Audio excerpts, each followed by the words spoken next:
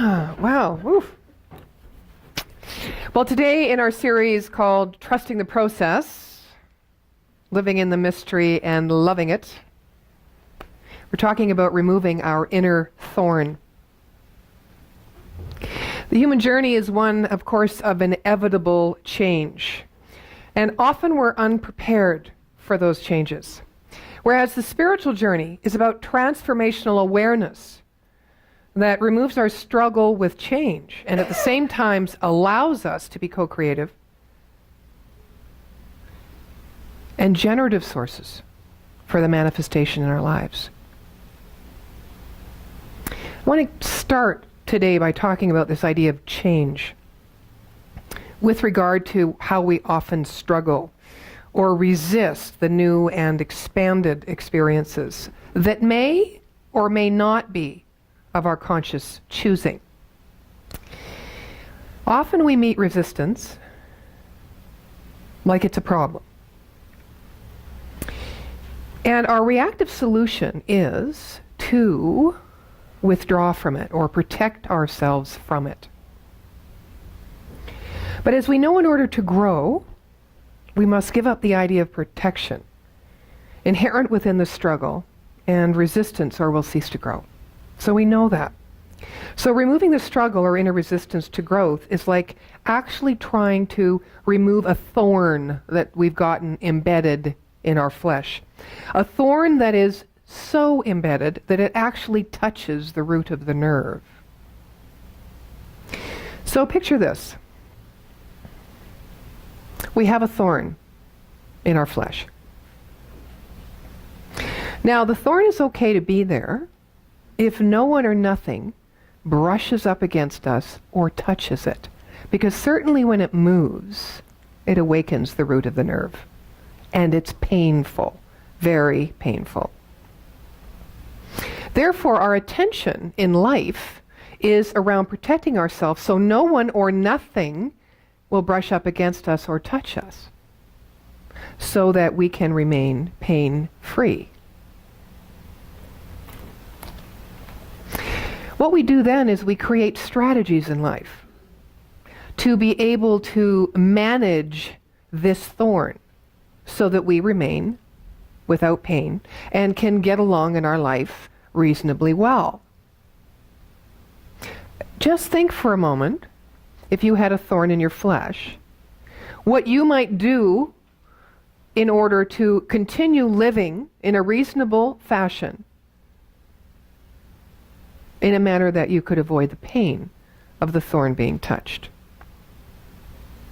When we live like this, we're actually allowing our life to be managed by the thorn. We think we're managing the thorn, but actually the thorn is managing us. And every time a problem occurs or someone comes close to us or that thorn gets wiggled, we intensify the strategy which actually really magnifies the problem. So picture this now. Instead of trying to protect ourselves from the thorn being touched and us having reoccurring pain or deepening magnified pain, we actually pluck the thorn out of our flesh. That would be option number 2. Because it isn't always the first option we go to. Option number 1 is more of an issue that's called a deeply embedded psychological problem where we need to protect ourselves. We do that whether we have a thorn in our flesh or not. We have this sense that we need to protect ourselves from things in life or people in life that may hurt us or harm us, or may cost us something, or may take something from us.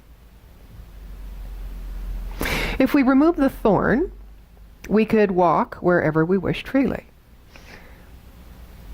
We wouldn't have to cut down or shave bushes in our trek in nature so that we didn't brush up against them. We wouldn't have to stand a reasonable amount away from an individual if we wanted to speak to them in case they got excited and lunged toward us and touched the thorn, right? We wouldn't have to use this idea of protection or separation in our life if we just remove the thorn. If we remove the thorn, we could do anything with our body we wanted. We could play sports, we could move in whatever way delighted us, we could go wherever we wanted. We would never have to think about having pain within us in case that thorn got touched. Of course, intellectually, we would all agree to take option number 2, remove the thorn.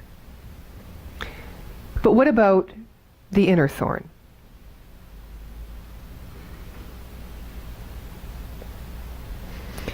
We've all felt the pain of loneliness or rejection, abandonment.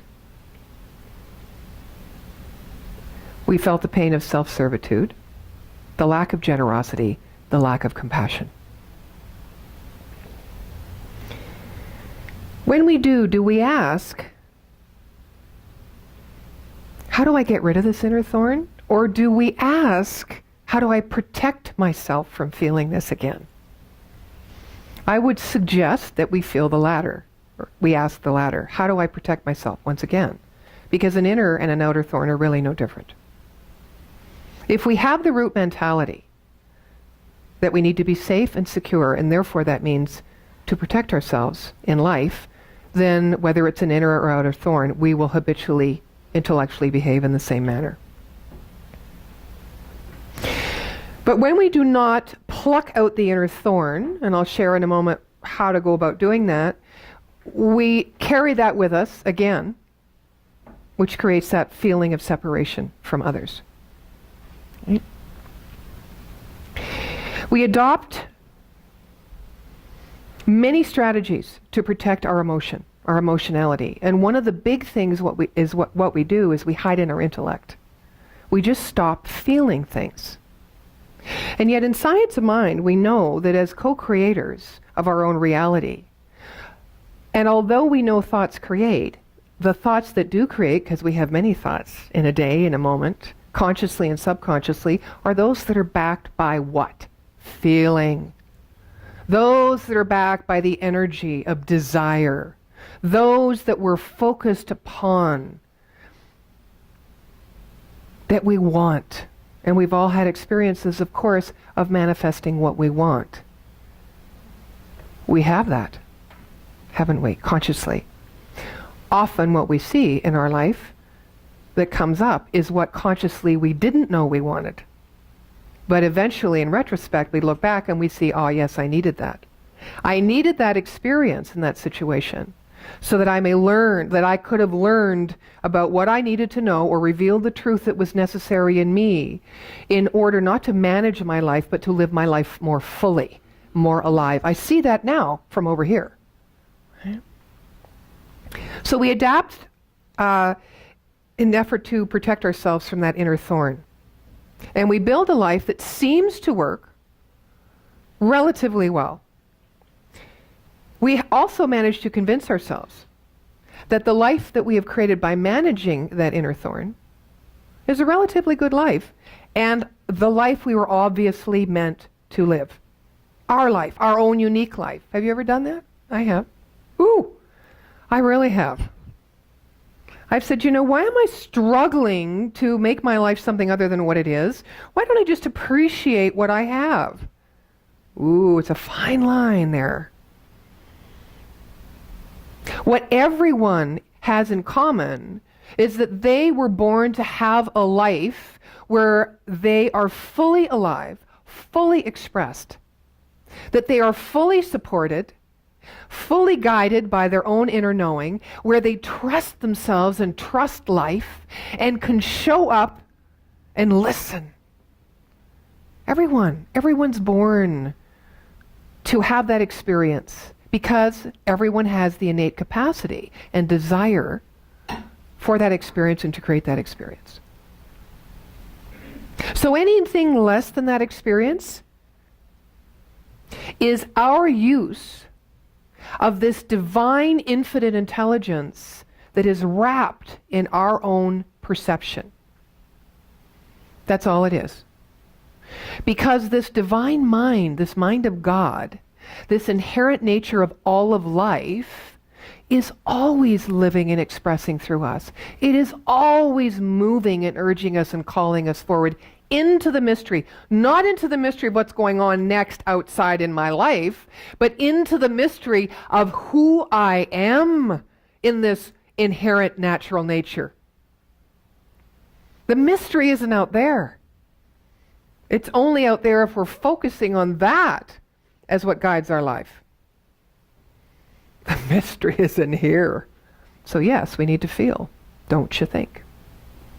Because without it, we are going to be stuck with our outer thorns because we are holding tight our grasp about who we are around those inner thorns. Okay, so what's an inner thorn?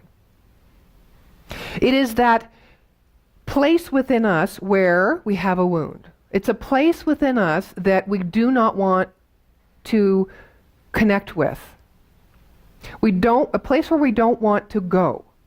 In fact, we have created and managed our identity around this place so we don't have to go there ever. An inner thorn is something that obstructs the fullness of our expression, the fullness of giving ourselves away, and the fullness of receiving the fullness of life. That's that inner thorn. Okay, metaphysically speaking, it is a root cause or a root belief that lives deeply within our subconscious mind. Now I want to explain something. I've said that we are divine mind, we are all that it is. We know that in this teaching, that everything it is we are. I've just said today again to remind myself that that fullness of life is me right now, with everything I think, with everything I'm trying to hide, with everything that I'm afraid of, with everything, every belief in me that still believes that I need to protect myself. God is here. If I have a physical aberration, if I have an emotional issue, God, the fullness of God or infinite mind is here, present, always.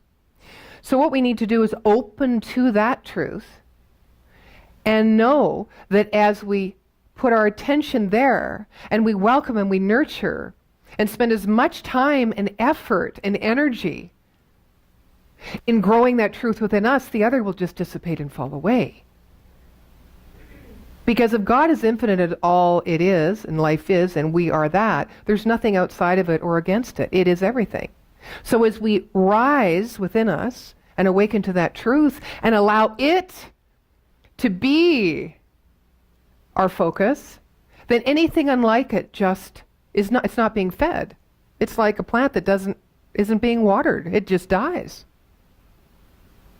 Even though it has everything it needs to be the generative source or generative source for its full potential of its expression and therefore its experience of that life, uniquely is it. So that inner thorn is something we have created. It isn't the real truth. It isn't the original first cause of all life. It is our interpretation or our use of that original first cause that is relative to us. Relative, why? Because we have our own filters and our perceptions. Therefore, it's relative to our personal experience in life. It is relative only to what has gone before, not what truly is, because what truly is the fullness of life and the presence of God here and now. Take a breath. I need to take a breath. There was a man who was walking through the woods with his dog, and they were having a great old time on a Sunday morning.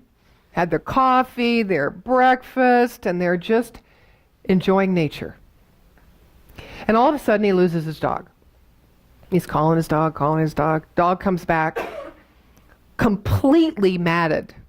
Let's say it was an Irish setter. That would really be a good visual. With burrs. Right? And he stops and he's trying to take the burrs out and feels, well, forget it. It's just, we're going to have to sit down and think about how to do this, because if I do it one by one, it's going to take forever. So they start walking back to the house and he runs into something. He's got these wool socks on and everything, and he realizes he's full of burrs. So he gets home and he starts the painful process of removing the burrs.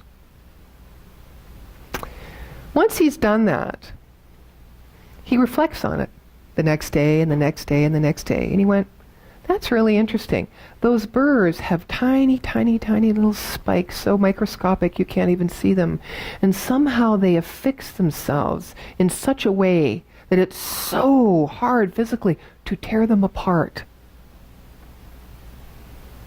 This is the man who years later was accredited to and rewarded by creating Velcro. So somebody else read the Sun paper. Now, if we are nursing and nurturing the inner thorns to the point where we don't even remember what they are, or we've adopted and adapted ourselves to deciding this is who we are in life and I better just suck it up or I better just bless it, if we're on that path, that would be choice number one. We're not open to our own creative thought, to creative intelligence. We're not open. We miss stuff. We don't notice it. Some of us may say, well, I'm not creative. I never would have thought of that with burrs. I never would have gone there. But the point is, we all have the ability to go there if we're free. If our attention is on that present moment, and if our attention is on the fact that everything's interconnected and that intelligence is always moving through us, we have no idea what our becoming is going to feel like. And yet we all have a deep sense that we are always becoming. That mystery is opening. So in order to move more fully into that mystery, we need to remove our inner thorn. We also need to feel safe as we remove the inner thorn. So here's a way that you can take those first steps. When you feel what you feel that you might call painful or a disturbance, just notice it. Don't try to do anything about it. Just be conscious that it's present. Now, to notice it, it means you must allow it to be there. If it is there, that means that we need to feel that. But when we're feeling it and noticing it, we are being both one with it, not pushing it away, and we're also objectively not it. We are subjective and objective at the same time. Can you imagine what might happen or what might be your next experience if you actually sat with that, noticing it, instead of trying to mask it or escape it or protect yourself against it? Can you feel? Can you think and see? Perhaps there's a little bit more room, there's a little breath in there, a little bit of freedom, where it's not going to run you, but you are just sitting with it. It's a different way to be with the hard feelings that come up in us, the ones that scare us. It's just a different way. Practice that. Because what happens is when you give anything space, it expands, right? It expands. So when you give, let's say it's loneliness, and you sit with it and you give it space to expand, when things expand, what happens? They can burst, they dissipate, they transform and become something else. Oh my God.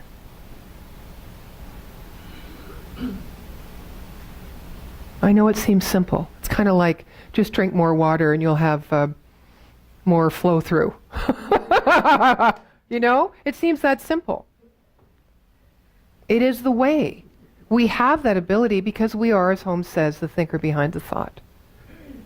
We are that which thinks us. We are that which breathes us and gives us the breath as we consciously breathe, and then we experience what breathing is. We are all those things.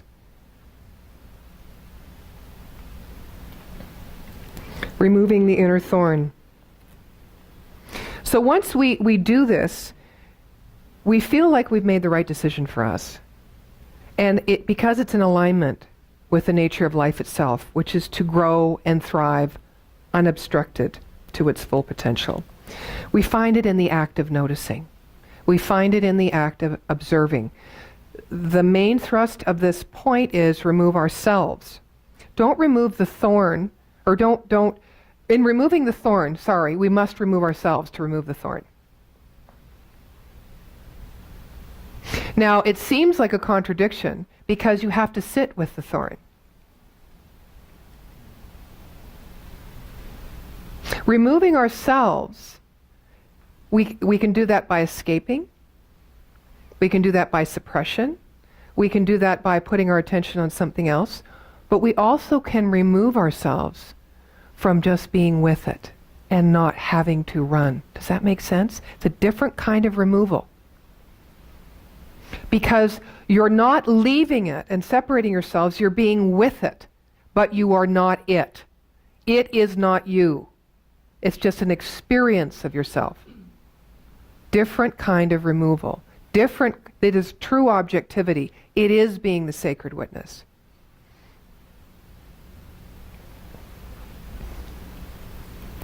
If we sit with the self, or the inner thorn, we will start to experience the strength of our inner life when our hearts feel weak. This is really the essence of the human journey and the spiritual life. Once we learn that it's okay to feel disturbances, then they can no longer disturb our seat of consciousness. And then, as the Bible talks about, be in the world but not of it. And then we can walk in the world centered, so that nothing can touch us or push up against us and cause us pain. And when we have created that within ourselves, when we have aligned with our natural nature and have the proper perspective on these things that feel painful, when we can sit with them and allow them space because they teach us something, there's something to be seen in everything. It's called God, truth. Something to be revealed through everything we experience in our life, out there or in here. As we sit with that, we can be more present in the world. And our experience of life and livingness is completely different. Being one with it and present with it than trying to protect ourselves from it.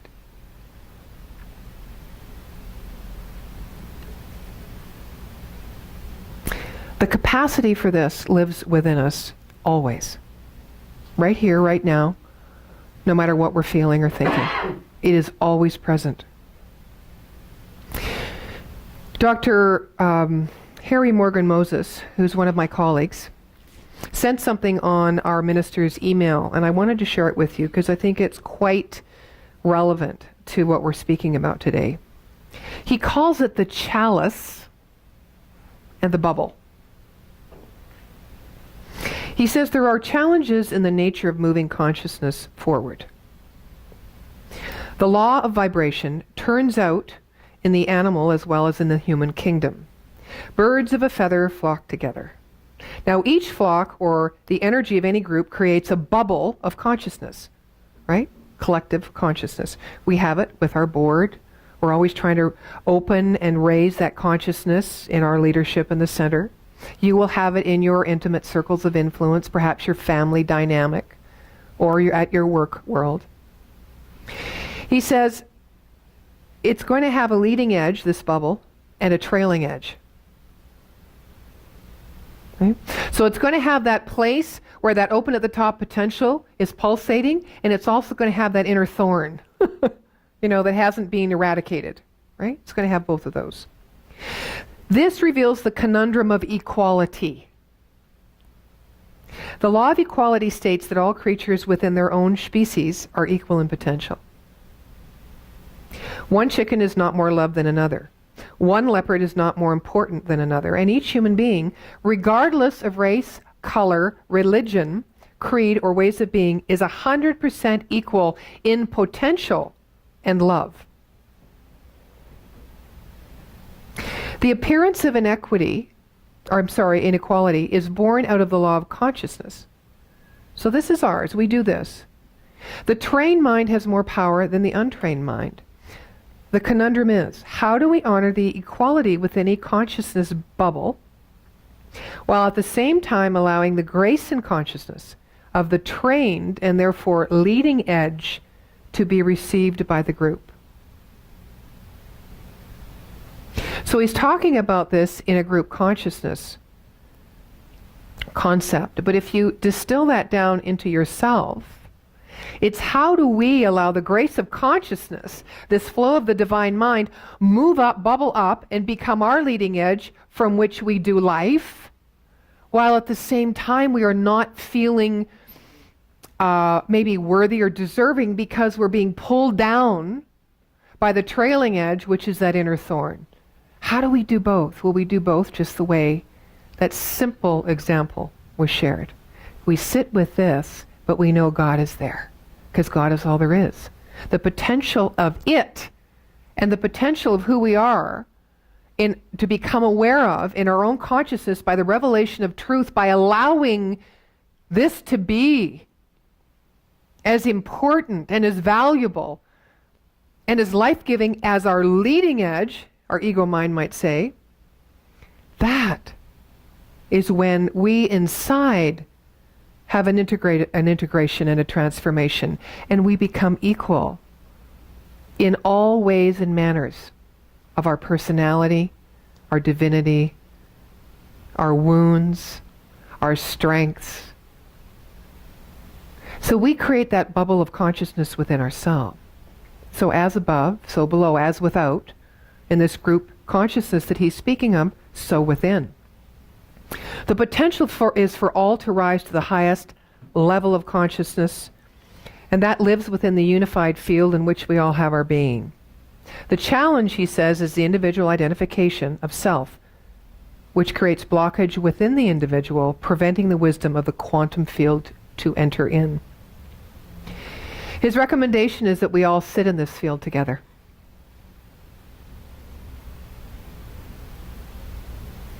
Honoring our humanity and knowing that our humanity and our divinity are one thing, not two things. Ernest Holmes said the world has never seen the real power of the united consciousness of a group. In this potential lies the greatest possibility for humankind. So let us today delve deeply into the equality that is already living within us, and the quality that is living without us.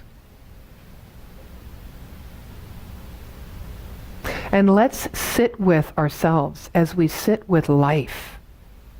And let us not make a division between what we want and what we have. Let us not make a division between I'm not going to be able to do this today because I have bad hair, or I'm feeling so emotional, I'm vulnerable, I don't want to go out in the world. Let us not make a division. Let us just show up as we are, knowing that everything is equal. And that the law of consciousness states to us that so as we think and believe deeply, so it is done to us. It's a new way. Sit with it all. Notice it all. And be fully present so that you yourself can enjoy the magnificence in the potential of your own becoming. Take the chalice, drink from it, which is the truth of your own being. Have communion with yourself and therefore God. And just observe the bubble. Just observe the bubble. Be like a poet that watches the bee who sucks and drinks the nectar from the chalice of the flower.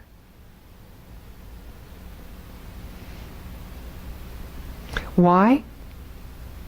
Because like the bee, the fragrance of the flower or of life is released.